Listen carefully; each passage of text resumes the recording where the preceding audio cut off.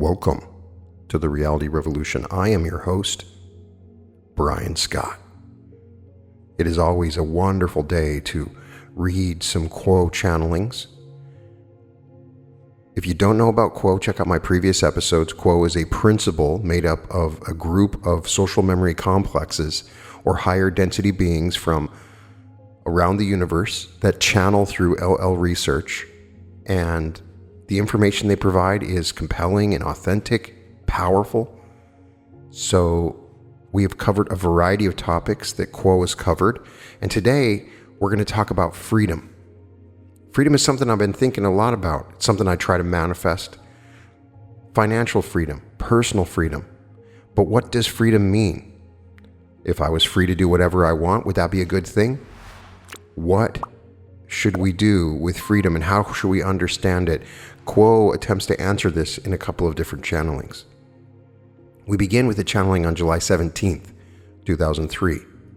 The question: how may I be free of my own self-created prison walls and free of the resulting pain that keeps my energies internal and my heart that wants to connect, so distant from others?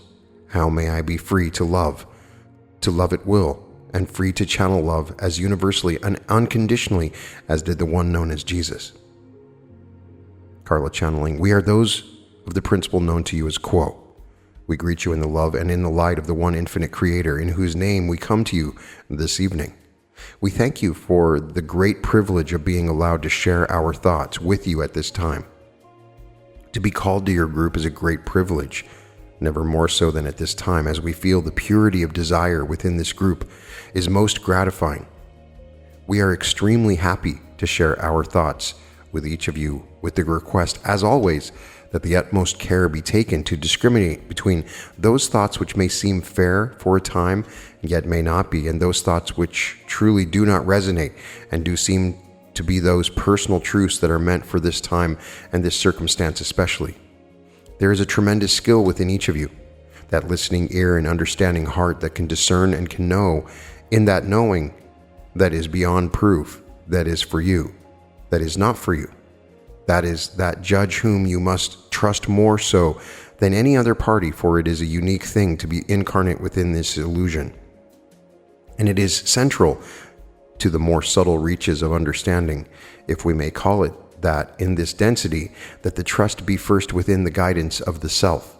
Only after that primary judge has been accepted as the true arbiter of that which is true for your personality can you rest and enjoy the interesting opinions and concepts of many others who may indeed have part of the truth that is yours and may not. We are delighted to share with you upon the subject of true freedom. It is much overused and a misused word. For what is freedom? In the context of third density, it is an illusion to speak of true freedom, in that the circumstance of incarnation in and of itself is that which may seem to be as the prison, through the bars of which one may gaze upon eternity without being able to slip the bars of the cage and enter its untrammeled reaches. And yet that too is an illusion. What is true freedom? To examine this, one must examine what is the nature of the self. What is the nature of the self that is free to love? We ask you to move into a space within your mind in which every stumbling block is removed, all direction is lost, and from which all concept of color or distance or size is missing, so that which you are, that infinite spark of the divine, is able to rest upon the waves of unknowing. These are the underground caves of freedom. These are the dark waters where there is no light, where prayers are true and the delusions and illusions of color and form have no meaning. What has meaning in these caverns of self that lie beyond limit? Rest and know the strength, the absolute power, the infinity of self. Feel the self that has no need of boundaries, that has no need of bone or flesh or the illusory energy fields of form, texture, and color, all of the details so dear to the eye and the ear and the senses. The state is as close as we can come with words at this time to describing the creator that exists without the need for expression. In this state of absolute freedom from form, there are no boundaries, there are no limits, there is no personality, There is no distraction. There is no imperfection. All is truly one, and everything is infinitely possible. Lift the hand of the mind, as if it were reaching for a string of a balloon, and tug down to limit, to color, to personality, through densities and dimensions, one after the other in a kaleidoscope. Down, inward, until you reach the moment before this incarnation, before these details, before these personalities, when you decided, out of all the wisdom you had amassed, out of all the possibilities you could imagine, that this particular planetary sphere, this particular time, these particular relationships, and these particular goals of service and learning are the very things out of all of the infinite possibilities available that you would choose at this time for your learning, for your joy, for your evolution. It is this juncture at which you both place yourself in servitude and open the doors to a different kind of freedom. For within the trammels of what this instrument would call this earthly veil lie the opportunities to love, imperfectly, brokenly, foolishly, again and again, feeling the stumbling ways of humanhood, the clumsiness of limitation, the challenges of dwelling in a world where many things seem to be known which do not make sense, and few things are known which make any sense. A boundary is crossed when an entity chooses to enter incarnation. In some ways, it is a boundary from great freedom to infinite limitation. Great vistas of awareness are shut down, closed as if they were slats in a Venetian blind, which are simply turned and pulled shut to keep out the light of true awareness, of unlimited light, of unlimited knowledge. It is as if the soul coming into incarnation comes in from outdoors and forsakes the illumination of the sun in order to turn on the puny bulbs of 100 watts of artificial light that may or may not be there, depending on whether the power is on, whether the jerry-rigged ways of producing an equivalent light without the infinite love being the source of that light have sway. It is a shock to the system to come into the body, and there is, from the moment of entering the physical vehicle, the necessity to breathe and to work and to exist through time as a human being. There is a sense of unutterable loss, and yet it is that which has been chosen. So gazed at from that simple perspective of choice, the entrance into the morass of limitations and confusion that is the earth plane is the entrance into true freedom. The entrance into confusion is that pearl beyond price, which has been paid for ahead of time by the soul, who risks everything in order to learn and to serve. There is in any incarnation a sense of sacrifice, a sense of loss. And so the question becomes, for what did I take flesh? For what reason was I called to this path? And this is a key question for each entity. What was the motivation? Was it utterly, purely to serve humankind? Was it to serve humankind in a certain way? Was it to serve humankind in a certain way with certain people? Precisely how was this arrangement created and blessed? May we suggest that an effort of the intellectual mind to organize detail as in an outline and therefore understand intellectually the reasons for incarnation is to allow to slip away the opportunity to move beneath the surface of the intellect and beneath the surface of the acculturated, societally vetted or accepted version of that which the life is and that which the goals of life are. We do not need to express more to you, for we are aware that each within this circle is already aware that those things which the mind can come up with are those things which are not satisfactory as full explanations for the reason for incarnation. Truly, if you allow the heart to express, the heart itself with every beat rhythmically, profoundly, simply expresses the truth of incarnation. Love. Love. Love, love, love. The pump that pumps blood through the veins of the physical vehicle moves in waves of love. The second density body which carries you about has no thought that is not steeped and marinated in love. The second density vehicle is aware in every cell that it is the creator and that it has no need of reasons to exist or to learn or to serve or to suffer and die. Is it ignorance or is it freedom that allows every cell of your body to give 100% of itself in every moment for its continued existence, and no less for the existence of that whole being of which it senses itself to be an integral part.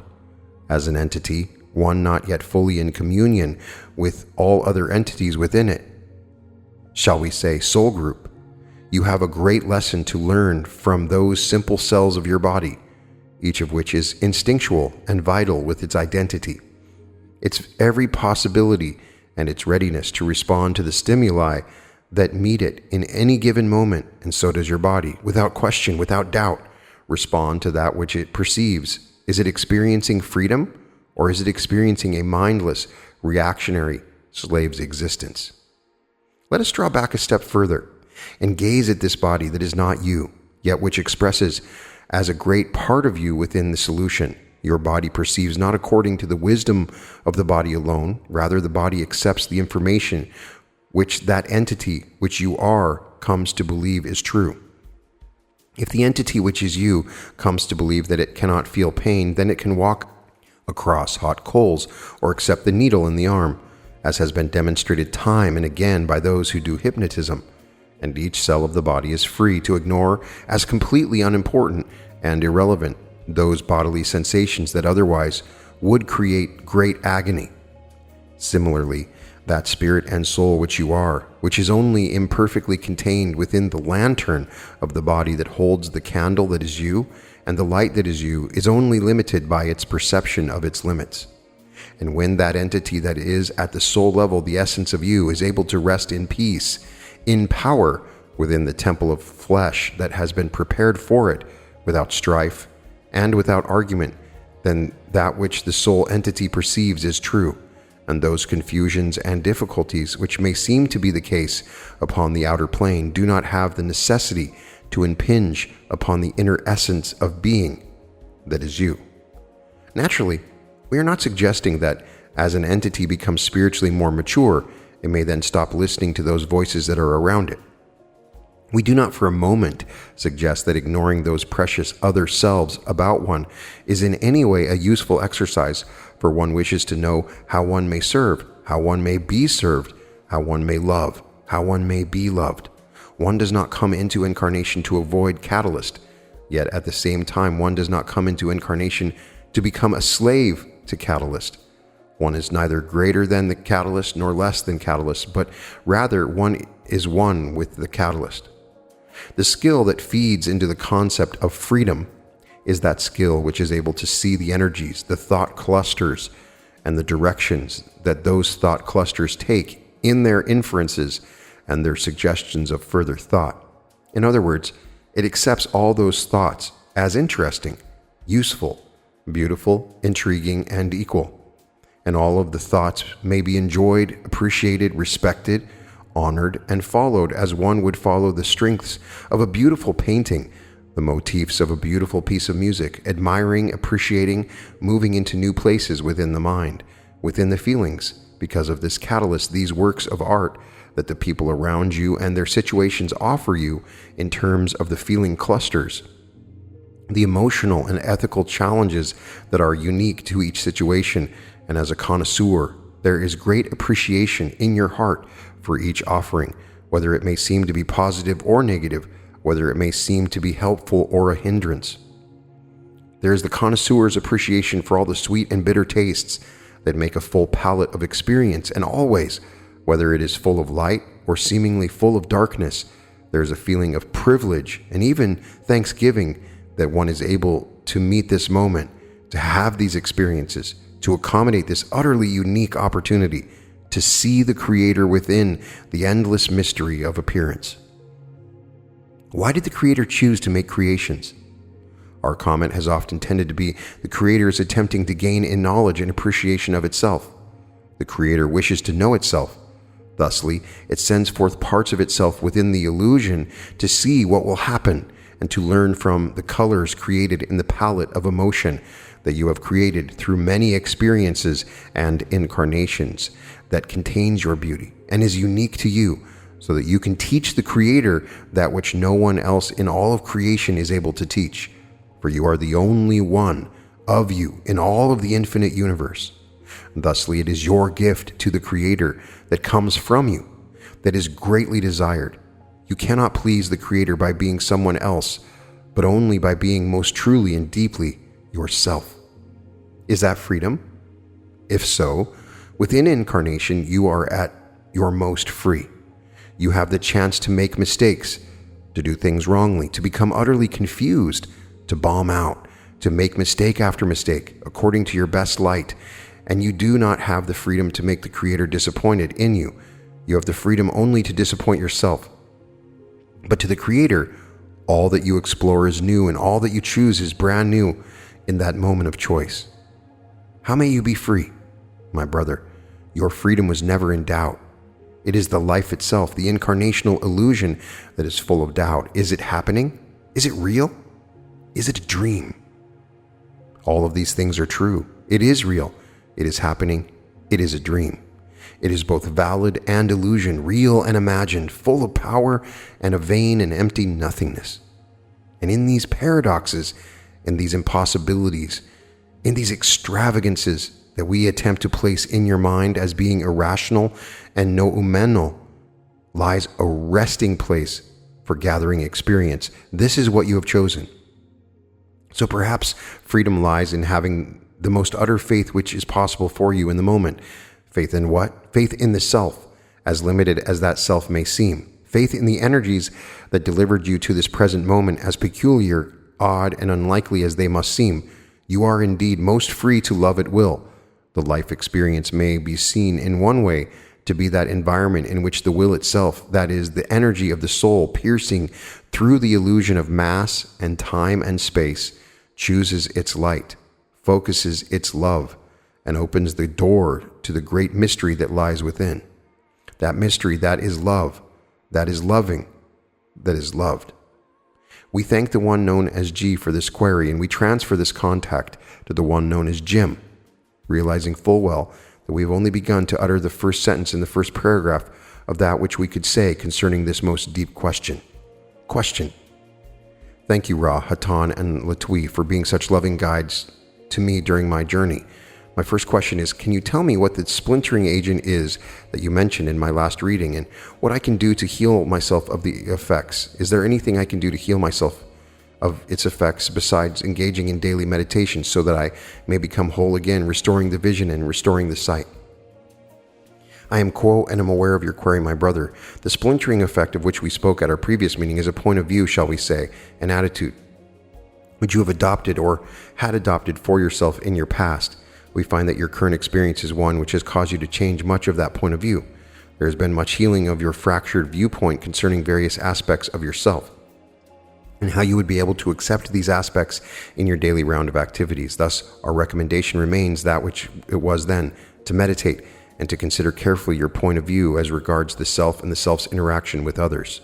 Question: what is the nature of the deep fatigue that comes and goes, and what can I do to increase my energy levels? Quo says, I am Quo and am again with this instrument. We shall continue. The fatigue of which you have spoken is a product of the rapid change that has become a part of your daily round of activities, as you've been much involved in the realigning of the physical attributes of this dwelling place. There is a deeper type of change that is symbolized by the rearranging of the physical objects that also is occurring within you at this time. This is the, shall we say, quality of bearing a burden that you have felt as a result of responsibilities of familial ties. There is the enculturation process that is natural to all third density beings upon this planet that has, for you, culminated recently in a choice to follow your own lights, shall we say. This choice to move as an independent creature has brought the feeling of a responsibility for your own movement, so that you place a kind of pressure or burden upon your metaphysical shoulders. This is a somewhat roundabout way of looking at your opportunities for growth. However, we find that each seeker has its own way of approaching the journey that beckons. It is a matter of what is more efficient for you. As you continue upon this journey, you will find an ease to your movement which is not now present in its fullest degree. Shall we say, as you move more and more freely upon the journey of the change of self that continues until one sees there is a self that does not change, then you shall feel more of this weight removed from your shoulders and your being. It is again a matter of being able to accept yourself and your opportunities for growth. Question. I have a cluster here. Are my twin soul and I adhering to the pre-incarnatively chosen plan that we had set before us for the course of our earthly relationship? Is there anything more I can do to help her to free herself from her confusion? And is there a higher road of service that I might walk higher than the one I currently walk now? I am Quo and am aware of your queries and the concern which generates these avenues of inquiry. We feel that you are well aware there are no mistakes in any seeker's journey. There are, however, expectations. Oftentimes, it is more efficient for the seeker to remove expectations and to be able to accept that which occurs as that which is appropriate. However, we are aware that catalyst does not usually work as easily as this simplistic description within your illusion. There is oftentimes much angst between the desire to serve and the actual service as perceived by the self. The path with which you and the entity which you call your twin soul have chosen is indeed appropriate for your own movement into service at this time. We are aware that each would, in what each would call an ideal world, wish to serve in another fashion, one which was more proximate, shall we say, each to the other, in more obvious service and types of learning. Again, there is the matter of allowing catalyst for growth to occur truly.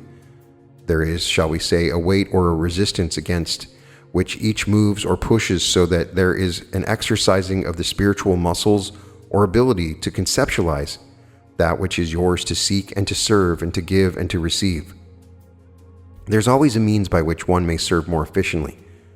That is another way of saying there is always growth potential available. It is well to refrain from taking one's spiritual temperature, judging oneself, attempting to evaluate just exactly where and how one moves upon the path of service to others. Again, we return to the light-hearted feeling which the childlike nature of the true self demonstrates without effort. This childlike nature has taken on an earthly form with various abilities to express, various difficulties in expressing. Thus, though there are goals towards which each moves, there is the movement, the perception of the movement, and so on, which, when examined without too much dedication to an outcome, can give one hint, a direction, a possibility. But when focused upon too intensively, shall we say, when obsessed about, they may become a stumbling block upon the journey. Thus do strengths become weaknesses, and weaknesses strengths. Question. Quo, I've seen enough 110s, 1110s, 1213s to know that a message is being communicated to me. Can you provide me any sort of insight as to what is trying to be conveyed to me with these 1 minute off synchronicities? I am Quo and am aware of your query, my brother, and though this query upon its surface appearance seem to be one steeped in innocence, it is with this query that we must be careful that we do not infringe upon your free will.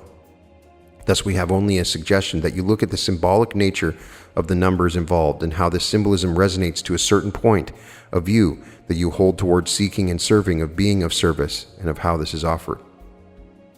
Question. Why do I feel like there are holes, that is, missing pieces of identity and memory in my soul? I am Quo and am aware of your query, my brother. This sensation which you describe as holes within the soul of one's being is a most interesting and perhaps literal way of looking at those portions of the self towards which one moves in the spiritual sense. To regain one's identity is to fit together many pieces of a great puzzle of many dimensions. When one has a lack of understanding of any portion of this puzzle, there's a hole, shall we say, a gap, a place or way of being that is yet to be discovered. This is the nature of the journey for each seeker of truth, to find the trail of pieces to this puzzle and follow till one is whole, till one is unified, till one feels the unity of self with all other beings. This is a grand journey upon which you travel. Follow that feeling of the whole within until you find that which plugs or fills the hole. Question. Somewhere along the way, it seems my memory has been impaired somewhat, and I was wondering if you could tell me how this happened. Was it injury done to myself, or the process of ascension? And how might I be able to regain it enough so that I can again learn and absorb and synthesize new information? I am Quo and am aware of your query, my brother. When there has been forgetting of that which has occurred within the conscious memory, it is either because there was little value to the self in retaining this experience, or because there was some difficulty in accepting the experience, so there was instead of acceptance, rejection. These experiences are critical portions of one's formative years, shall we say. To explore the primary cause of such rejection, it is often necessary to look within the dream state or the deep meditation which may uncover these types of traumatic learnings. Thus, we suggest that you take what you can of the current memory, the place where the memory stops, and attempt within your dream state or within your meditative state to take the next step in experience, to open the self to receive that clue or quality of feeling that will begin to reveal to you that which you have hidden from yourself. Question. On the question about weariness and food intake and so forth, I've been going from the assumption that it might be substances or it might be the quality of love in the food. And so I've focused more on putting love into the food than in being really sensitive about certain substances. Could you make any suggestions as to whether this is basically a good way to value, and also if there are any substances to which this particular soul either has need for or needs not to have? Is there a possibility that you could share those with me? I'm Quo and aware of your query, my sister. We find that the menu is heavily laden toward the quality of love, which is most nutritious to each seeking soul. We are also aware that the one known as G has quite a clear understanding of his own dietary needs.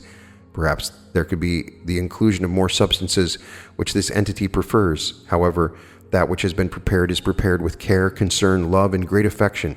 Thus we cavil not at the diet and applaud it each in his or her approach to the intake of foodstuffs.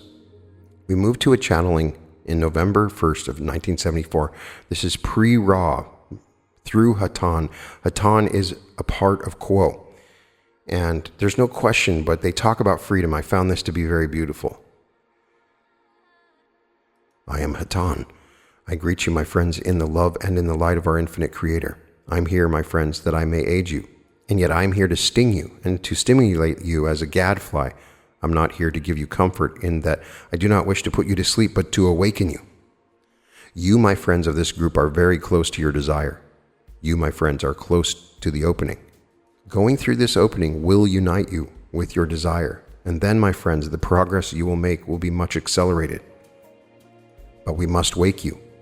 We must help you to become aware not only of the beauty, but of the freedom and of the terrible responsibility of freedom. It is so easy, my friends, to forget that you are free. Your intellectual minds insist that you accept all of the words and all the conditions. They insist that you accept hot and cold, and then you accept right and wrong, and that you accept each and every description of your illusion. Yet, my friends, this illusion is a cunning system of limitation. The limitation is designed to produce heightened awareness, strong emotion, and the resultant understanding. And yet, if you believe too strongly in the illusion, you will react blindly to it, and you will not understand, and you will not find the freedom, and you will not find your desire. And this is your responsibility, my friends. We speak of beauty to those who are beginning, for truly all is beauty, all is joyful, all is full of love. All these things are true. But they are more than true, my friends. They are actual, and in that they are actual, there is no beauty, there is no joy, there is only one thing, and that is the Creator. Yet we cannot say to you, that is the Creator and that is reality, for that is a word. We are speaking the very limitations that we wish to bring you past. Your desire is to come past these limitations so that you may express the infinite and incandescent love and light that is within you and is the Creator. And so we are here in love and light to sting you, to stimulate you, for there is peace beyond peace, and there is understanding beyond all things, and these things must be found through paradoxes of spiritual awareness, through the limitation of all that is a word. As you abide in meditation, you will come ever closer to the unity between yourself and your desire. We are here to urge you towards that goal. Dawn begins to channel. I am Hatan. I am now with this instrument. It is a privilege to speak through you to this instrument. The illusion is all about you, and yet is of no real consequence. Everything that occurs within the illusion you experience is caused by your thinking. The illusion caused by the thinking of those that are within it. Everything that exists throughout the creation is created by thought, and the illusion that you now experience is created by thought. Everything that you are experiencing is created by thought. This is sometimes very difficult for you to understand, but nevertheless, it is true. Everything that you experience is created by thought. Everything that you will experience is created by thought. All changes between what you experience now and what you will experience in the future, these changes are created by thought. Therefore, my friends, there is only one thing of any importance that is thought. And as far as you are concerned, my friends, the only thought that you are able to control is that thought which you call your own. Therefore, it is necessary to completely and totally understand your own thinking prior to dealing with anything else. Once you've totally understood your own thinking, you are then in a position to create much more thought. And what will you create, my friends? There's only one thing you can provide: an example of thinking. If this is done by enough people upon your planet will achieve a state of thinking that is truly within the thought of our Creator. Now, while these two channelings were fairly short and to the point, I found them to be beautiful and wonderful. Freedom is a powerful thing. We all have limitations that we put upon ourselves. When we chose to incarnate in this body, we chose a limitation. We chose a limitation of our own freedom. We come from absolute power and knowledge and chose to limit ourselves, going to prison on purpose. And for what reason? To experience, to learn, to grow in a certain way.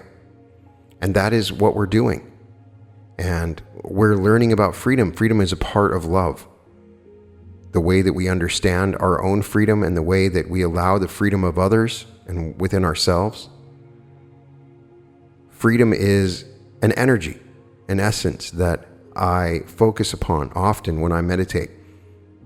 And I think we should all be focusing on it. If you focus on freedom, then you are remembering this time before your incarnation. If you really focus on the energy signature of freedom, that's also the energy of prosperity and happiness and joy, because in those moments you are free. As Paul Selig says, you are free, you are free, you are free. And that is a lot about what is happening in the awakening process. You awaken to who you truly are, and you let go of the bonds of this limited reality that you're in now. You chose to come into this limited reality and veil yourself of the truth of the world. And the process of awakening is regaining that freedom that you once had within this density. And that is what we're doing. I know many of you are going through struggles and different things that you have happening in the world. But if you can just stop for a few moments and really focus on freedom, what it feels like, what it would feel like if you had freedom to do what you want, to be what you want, to serve others in the way that you want. True freedom, what does that mean? Contemplating true freedom will give you some amazing answers and things to look for. And I believe that that's an important part of this process. You are free to love, and love sets you free when you understand it fully. Focus on this. It is an amazing learning experience because freedom leads you to love. Understanding love helps you to understand freedom. In any case, I'd love to get your opinions on this. You can find all episodes of The Reality Revolution at therealityrevolution.com, and welcome to The Reality Revolution.